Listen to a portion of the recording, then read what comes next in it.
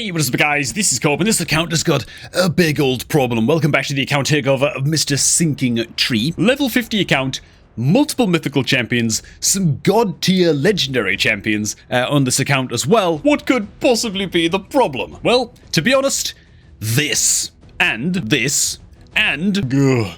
probably this as well, man. Stuck in most of the dungeons, but without even being able to really break past stage 16, stage 13 in some cases, man. What exactly is the problem with this account, man? Well, let's take a quick look at the champions that we've actually maxed on up on this account. Can you see it? Tell me you can see it. Yes, there's like 3 epics, man. 0 rare champions, only 3 epic champions taken up. I mean, the Morag's still actually 5 stars. Thankfully, she's booked, so it looks like we're building out the Morag. That's great. The Seeker's up there, built, good stuff. Same thing with the Geo. Everything else is legendary or even bloody mythical on this account. Why is that a problem? It's gonna take either like $1,200 or something stupid or like, I don't know, 7 or 8 months to get like even half of these legendaries fully booked, okay? And a legendary champion that's not fully booked, most epic champions that are fully booked up are just better than an unbooked legendary champions. There are exceptions to the rule, of course there are, man, there always is, but the overarching point still has to remain that, my god, man, do not be neglecting your epic and your rare champions. They're so much easier, so much faster to build out than legendaries. These are going to be the bread and butter champions of your account that allow you to progress whilst you spend time preparing legendaries to book them up. In fact, if a legendary is not good without skill books, I'd even say don't even bother taking them up to max level. If I had White King Narcissus on this account, not only would I not book this White King Narcissus would still be like level 1 and 5 stars. I would not have touched this champion if this was my account. I just wouldn't have bothered with it yet. It's a level 50 account, man. Like, we don't need a White King Narcissus just yet. We certainly don't need a booked White King Narcissus just yet. Hey man, before we get into the breakdown of the champions I would build out on this account and why, if you're looking to start off a new raid account, man, get off to the best start possible, fresh start or a new free-to-play adventure, then make sure to get it done using my beginner promo link right now, man, which you can click on down below this video. It's at the top of the video description box. You can grab Karato as your free starter legendary champ, as well as a whole bunch of just S-tier sweaty epic champions, the kind of champions that we would love to have on this account right now, especially when fully booked up, but you know, as you level up your account as well, man. Best beginner promo link going. All you gotta do is make sure that you're signed out with Plarium Player on your PC, hit that link, use it to sign up to raid and create a new account. The game will automatically launch, and as soon as you're done with the tutorial, Corrado Fox Hunter will show up in your inbox, man, like an absolute beast. This is the website, by the way, that the link will take you to, man. Best beginner promo link going, all that good stuff. Okay, man. Yeah, we just need to build some epic champs on this account, man. It's kind of crazy, but I want to go ahead and check on the vault. Real quick, we've got a Magnite in the vault, level 50. Fair enough, we don't really need a Mag. We've got like an Alice who basically does Magna's job. Kind of. You're going to be very, very picky when you're in like the early or even like the early mid game on your account, I suppose, with what you're maxing up.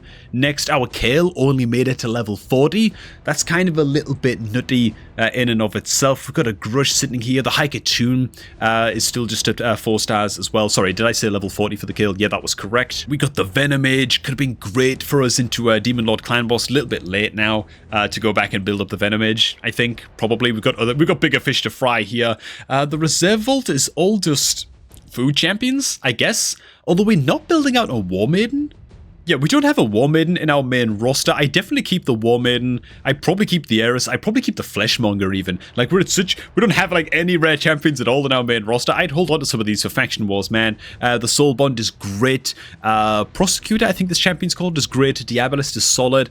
Just keeping one-ofs of these champs, at least taking them to level 50, can be totally worth it for Faction Wars. Grinner as well is a rare champ reviver. I definitely hold on to him, man, for Undead Faction Wars.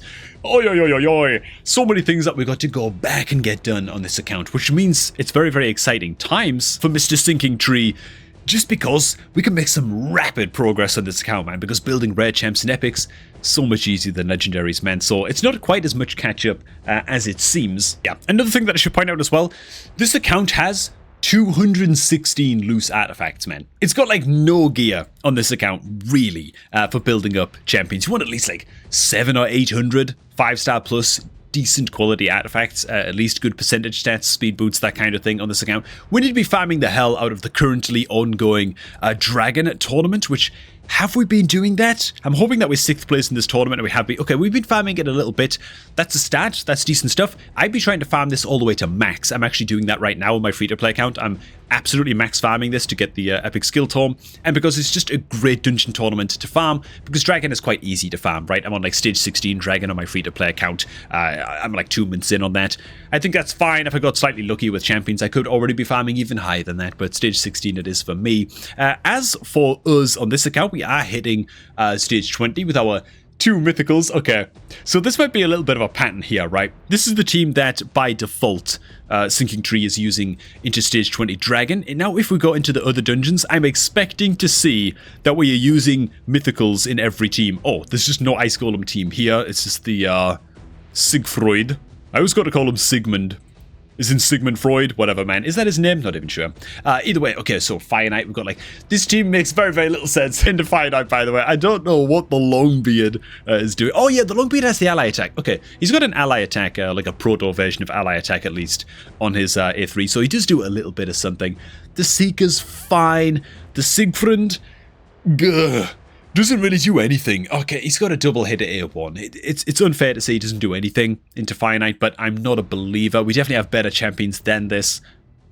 So the very first thing that I've done here on this account, the very first thing I almost always do whenever I do an account takeover like this, is just build a whole bunch of dungeon teams that we can use in relatively short order. I want to say most of these teams that are almost definitely going to help us to progress with pretty much immediate effect, right? We desperately need some help into Fire Knight. Being stuck on stage 13 with this kind of roster is just unacceptable. So we have to get rid of that real quick. We're going to go ahead and key in a new team. But what you're going to notice with all these teams that I've planned on out, and I'll show the Fire Knight team in just a second. Actually, I know it's behind my camera right now. What you'll notice is that I'm filtering in a lot of epic champions into these teams. I'm trying to use some of the epics that we've already built as well with the Seeker and the Geo, because they're already booked and up, and that's great. I'm using Alice in a bunch of these teams as like the wave killer champion, primarily because it's a pretty good legendary champion without books, which, by the way, I think I'm going to do a guide on that recently. It's at some point soon. Talk about all of the legendary champions in Raid that kind of don't need books, and like they're great champions and you should definitely use them if you got them on your account. But that doesn't mean that you should book them. Like, they're kind of fine and can do their job just fine without skill books for various reasons. You know, Scylla the Drakes is another one. I'll get to the full list in another video, man. I think it would be quite an interesting topic for helping people save their skill books a little bit more. The big benefit of planning out your teams like this is that you can see which champions that you plan on using in multiple areas of the game. If you're not sure what kind of champion teams to build into each dungeon and what tools you need to bring into each dungeon to succeed, I'm going to go ahead and plop a video down below in the description box, man, that you can click, you can check it out. It'll probably be like a previous account takeover where I'm really focusing on tips for every single dungeon, and you can use that to plan out what teams that you want to be using yourself across all of your dungeons, right? And so Razelvag and Vizix basically going to be used in every single team, and so these should be 2 very high priority champions for the skill books. If it was up to me, this would actually be the Fire Knight team that I'd go ahead and lock in as well. Vizix is basically going to be part of every single team because she's a great champion everywhere, man. I'd book out this champion first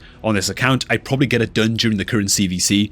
To be honest, I'm going to let Mr. Sinking Tree know that over Discord as soon as I'm done with this account takeover. But AoE provokes, controlling the waves, Ally Protect, Grid into Ice Golem, very good. AoE decrease speed, also great for controlling the waves. Double hit at A1 with 10 meter steel. Fantastic into Spider, fantastic into Fire Knight. Just an amazing champion overall. What can I say, man? She's like a nanny champion. She's the mommy champion. That's just going to have to look, she's going to have to look after the whole team and just get your team to the boss in basically all of these dungeons. Yeah. She's great. The reason we're going to be booking up with the Razelvag next is because he's used in every single team. He brings the increased speed aura in all battles, which is great. He's going to be useful into Hydra as a damage dealer later on, and probably an aura lead into Hydra as well. So he's going to have great longevity on the account. Just a fantastic champion overall. Oh, he also needs to be fully booked. He's one of those that does want to be kind of fully booked to get his increased speed buff down to a 310 cooldown on the A3. The A1, you can kind of forego books on the A1, I suppose. It's just damage. Still a great champion though to full book, sort of over time. Oh yeah, and quick note that I just thought was kind of funny is that we're running Calamitous in a lot of these teams to have him instantly transform into his second form, just so that he can spam his A3 against the waves and place decreased defense on an AoE. The Calamitous is standing in for War Maiden in these teams. that's his job, because he has a 310 cooldown, 100% land rate, decreased defense on an AoE. Which is kind of hilarious, man. I think it's hilarious anyway. Sort of ridiculous. This mighty mythical champion has been reduced to like the job of just a decrease defense debuffer. Funnily enough though, he's also pretty great without skill books, right? Because he's already got 100% land rate on this skill. It's already 310 cooldown. He can actually do the job pretty well. Also, switching him back to his first form, he brings a quad hitter on his A2, which again is already 310 cooldown, 100% land rate on all of these key sort of like boss killer debuffs as well on his A2. This is great for use into Fire Knight and stuff like that. And so, yeah, he's one of those mythical champions that you can get a lot of value out of without putting books into him as well. So that's just lovely. Next thing I absolutely have to spotlight and explain myself about, man, is going to be the Ice Golem's Peak team, which I'm going to go ahead and key in right now to reveal our pick of Grush the Mangler, who actually is just a way slept on epic champion that I feel like we should go back and build up on this account and just get him fully booked up. I think that he's going to be great. I think he's going to do a hell of a lot of work for us on this account because, frankly, okay, look, man, the reason that Grush the Mangler is so underrated is because I feel like if you play Raid very actively, by the time you get him as your login reward epic champ, you've already kind of solved all of the problems that Grush solves already, you know? You've already got like some good AoE healers on your account. You don't really need his continuous heal. You've already got a pretty decent AoE decreased attack champion. You don't really need that either, you know? This account sort of has neither, and so Grush is still perfectly valid for us to build up on this account. Oh yeah, he also brings Leech on his AR1, by the way, which isn't small. Like, that's pretty damn good as well, particularly into Demon Lord Clan Boss, which is my second point about Grush the Mangler. Not only does he bring the healing required to survive the Ice Golem's counterattacks and Ice Golem dungeon, not only does he bring decreased attack and decreased crit damage with 100% land rate on just big powerful debuffs when he's fully bugged on up, but these skills are also key for us to bring into Demon Lord as well, and so I wouldn't recommend building up Grush in this account if he's only going to help us in one place, but it's not. He's going to be very useful into Ice Golem for surviving against the boss, just like he's also going to be very useful into, well, good old Demon Lord Clan Boss, which we are currently, by the way, only hitting into hard difficulty Demon Lord for about 11 million damage. You can see here, oh, never mind, we've only used one key here, so good. Oh my god, not 11 million damage. We're spending a key into hard for about 23 million damage. I feel like we can drastically improve on that. We've got some great damage dealers here. In fact, the Demon Lord Clan Boss team that I would use instead of this one would look something like this happy little team right here. Now, the only thing I will say about this team is that the Alice is a bit of a misfit.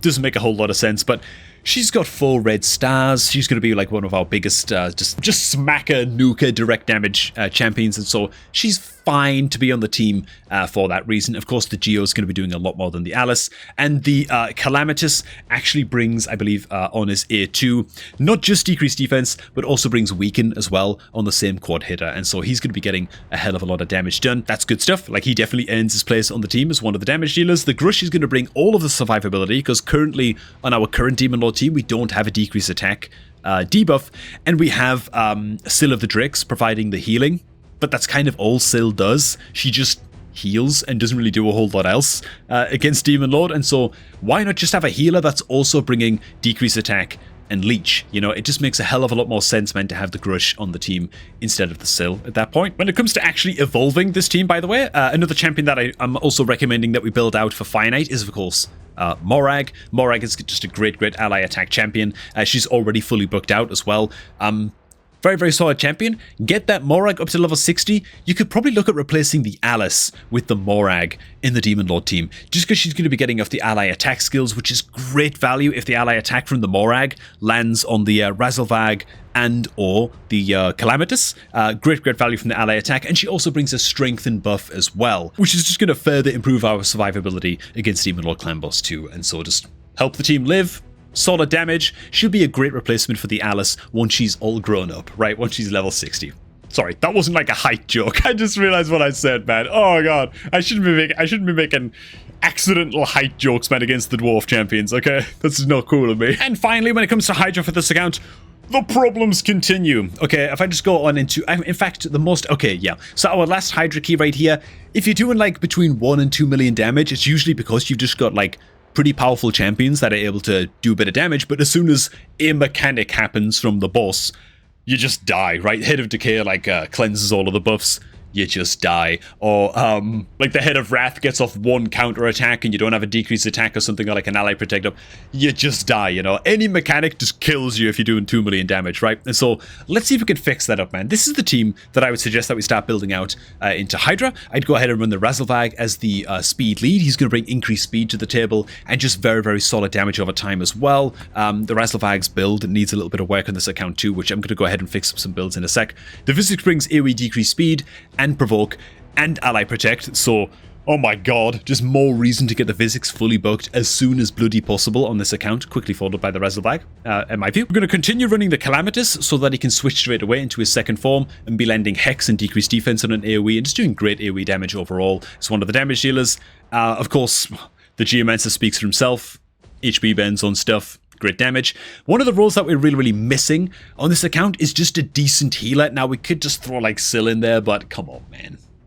Come on, man. We don't want the Syl of the Drakes now, bloody Hydra team, right? Really? Do we? Not really. No. Good news in this account, we have the Apprentice Pass premium version purchased, meaning that it's only a matter of time till we get our hands on Elva Autumnborn.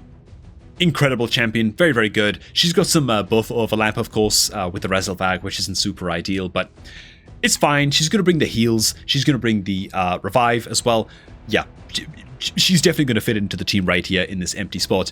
Then that brings us to the block buffs champion role, where it pains me to say it, but literally Loki is the only option we've got here. Believe me, I scoured the vaults. You know me and my relationship with Loki, right? Bit of a meme on the channel at this point, to be honest. He's not bad. Loki's fine. He's one of those legendaries that doesn't really warrant the skill bucks, in my opinion, but he does bring block buffs, debuff, and then like a debuff spread effect, so he can do the job. He's particularly decent if you put him in a cursed artifact set, so that he can also be spreading bonus hexes with his A1, I guess, which isn't really a problem for us on this account because we've got the Calamitous spamming the hell out of that with his A2 in his second form, or with his A3 in his second form, I should say. So those are the teams. Now it's time for the rebuilds. I'm going to rebuild specifically to help us progress in Finite here, because I feel like we can make some instant impact on that. First of all, the Geomancer is too fast, man. Geomancer is one of our 10 meter controllers with his A3. His A3 does completely steal the enemy target's 10 meter, and so he's actually going to be key for us as a 10 meter controller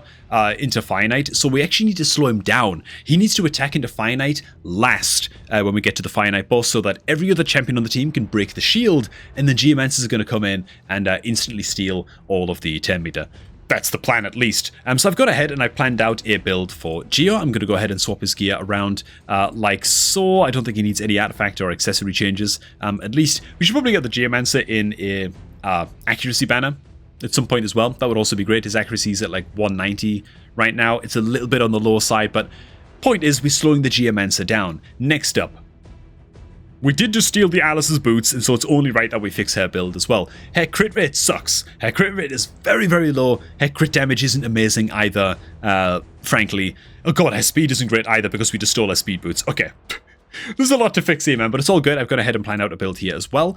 I'm stealing some of the nuking gear from the White King, okay? Which I know, like eventually one day the White King is indeed going to be the king of this account. But that is not this day, okay? That's Return to the King action. We're still in the Fellowship right now, okay? So I'm going to go ahead and I'm just going to steal his crit rate pieces because of the crit rate rolls on these. I'm going to get these on the Alice, get the Alice up to 105% crit, and like double her crit damage, maintaining a decent amount of accuracy still, so she can still at least land some of those debuffs. She's going to be moving very, very slow, which is a little bit of a concern, but it'll be fine, okay? She's going to be on teams with 10 meter boosters and increased speed and stuff like that. She'll get by, okay? I think what's most important right now is that we just have a juggernaut of an Alice that can just one-tap people. Ideally, we can get a speed up by like 10 or 15 or something with some better gear over time. But for now, she's going to be alright. Next up, man, the Eudex. This is going to be a very, very important arena champion. Right now, we could just get him running just a little bit faster. And that's my only concern with him. Eudex is one of those champs that you can get a lot of use out of without ever putting any books into the guy because he brings a speed arena aura. So that's great. You can run him as a speed aura lead. Then just have him running nice and quick and just have him open with his A2. And like most of the time, you're just going to win classic arena battles in the first 10. So yeah, like that's it really for Eudex. So we're just going to try and speed him up a little bit. We can go ahead and throw those big chunky speed boots on him and just get his speed up by like 12 speed right there. So that's just a quick little build that I'm fixing sort of on the side. Then we've got the Physics, who's running a bit too slow. She needs to be faster than the Geomancer. And so what we're going to do with the Physics is, again, just speed her up a little bit at the cost of a little bit of accuracy. We're also stealing one of the weapons off of the, just because it's got like a single little bit of speed, which we actually need. We're going to be stealing that off of the, what the hell is that woman's name again? I forget, okay. Hopefully she doesn't come for me in my sleep and all of that. But yeah, don't want to be wasting good pieces of gear that we need on level 50 champions when we've got level 60s here that we're going to be getting a lot of use out of on the account as is. So that's it for some quick, snappy rebuilds. Oh, except it's kind of not, because the Razzlevag is way too slow. Yeah, the Razzlevag is way too slow, man. Okay, I mean, we don't actually have his passive just yet, but yeah, each increased speed buff placed in this champion increases the champion's speed by 5, stacking up to 100. You want to be cycling through to using his A3 as much as you possibly can, so having him moving fast is sort of like in your best interest by default anyway. If you can have him running a little bit faster, that would be lovely. Yeah, he's got the attack percentage boots just to give us 2 pieces of crit damage gear, which I understand why people do this. It's almost never worth it. Basically, any pair of speed boots, even if we lose some damage, is going to be better. On the Razzlevags, let me take a look. I mean, these seem fine. Yeah, these seem fine. It's a speed upgrade, a little bit of crit rate there. Like, I think that's just totally fine. We do need to fix up his build and prioritize some better gear on the guy. What I'm going to do is roll these boots up just a little bit more. I don't think I'm going to take them all the way up to 16 because there's a gear enhancement event like tomorrow at the time that I'm shooting this video, so I don't want to do that right now. I'll leave that for Mr. Sinking Tree to do. And let's see how we can do now into Fire Knight and see if this is now enough to get us clapping our way through stage 14. At least up to stage 16, I think would be lovely. And so here we go. So we're not actually using the Alice in this team as the wave clear champion. We're going to be using the Morag instead, who's level 50, and I haven't looked at her gear at all just yet. So I'm a little bit concerned, man. I'm a little bit worried, a little bit troubled by what might be awaiting us by the time we get to the boss here, and if we're going to be able to actually wend our way through the waves without incident. But I'll see you guys at the boss, I guess. Okay, so we actually killed the waves like too quickly. That might be a problem, because now a lot of our cooldowns aren't ready, because the physics isn't booked, and because the bloody... Oh, wait a minute. So Calamitous was actually ready to go. Okay, so it's just a little bit of speed tuning issues that I've got to fix as we go through the stages, but looks like we're going to be able to clear the stage anyway, without really too many issues. Which is pretty cool. Because of the physics' A1, by the way, I've got the team AI set up that she just spams her A1 for the entire fight. So this stage should be going down, even without landing the decreased speed against the boss. So there's a lot of optimization I can make here, but it's going to be messy as you climb through the stages, right? And there it is. First ever clear on this account of the stage 14. Pretty good. Next up, stage 15. Again, my biggest worry here is that we'll lose control of the waves because of the physics' long cooldowns. And then the Morag will die because she's only level 50. That's like my biggest worry, or like our biggest fail condition, I think, for this. Okay, tight. Stage 15, that is, cleared. On to 16, we're just gonna nail it straight away. Alright, man, moment of truth. Tweak the team AI just a little bit, man. If you can clear stage 16, just jump up to stage 16 right away, even with the unbugged Physics, the unbugged Razzlevag, and with, of course, Morag just doing such little damage. I'd be pretty goddamn happy with that progress, to be honest. Here we go, man. We make it to boss. It wasn't clean. I need to fix some things with the team AI, but finally we now got the ally attacks to really line up properly, which is absolutely perfect. It means we're going to get to crack all of the boss's shield stacks with the quad hitter from the Calamitous, which means we're also going to land decreased speed against the boss as well. Then the 10-meter control comes in. Jobs are good. This team now, it's just gear and levels on the Morag and more damage on the Razzlevag, and then books on the Physics just to sure things up. And this team can pretty comfortably, I think, clear all stages Fire Knight. No bother at all. In fact, we could probably push all the way to stage 20, I think, even tonight if I was feeling cocky, but frankly, it's 2 AM in the morning right now where I'm recording over here, so I probably should wrap it up. You know what I'm saying? Alright, very nice. Easy, actually, to be fair. Cool. All right, I'm going to leave this one here. Frankly, this account is in awesome shape, and hopefully with the guidance that I gave, man, going back, leveling up some of those epic champions and stuff that we've been missing out on. So many good epics on this account, by the way, that I didn't even touch on, man. The Whisper, the Husk, there's some great, the Skaramis, dude. There's some great champions here for us to be building out. Sort of in the meantime, while we've been overloading like crazy on legendaries, man. Hey, hopefully this was helpful to some of y'all's watching as well. Taught y'all the value of just valuing the crap out of some of those epic champs. And, yeah, just not overbuilding your legendaries, man. That's really the long and short of it. Thanks for watching. Hope you all did enjoy, man. And of course, if you're looking to start off a new raid account, make sure to get it done using my beginner promo link, which you can find down below at the top of the video description box, man, for the best start imaginable in 2025. Thanks for stopping by. I'm going to catch all of you all just a tad bit later, man.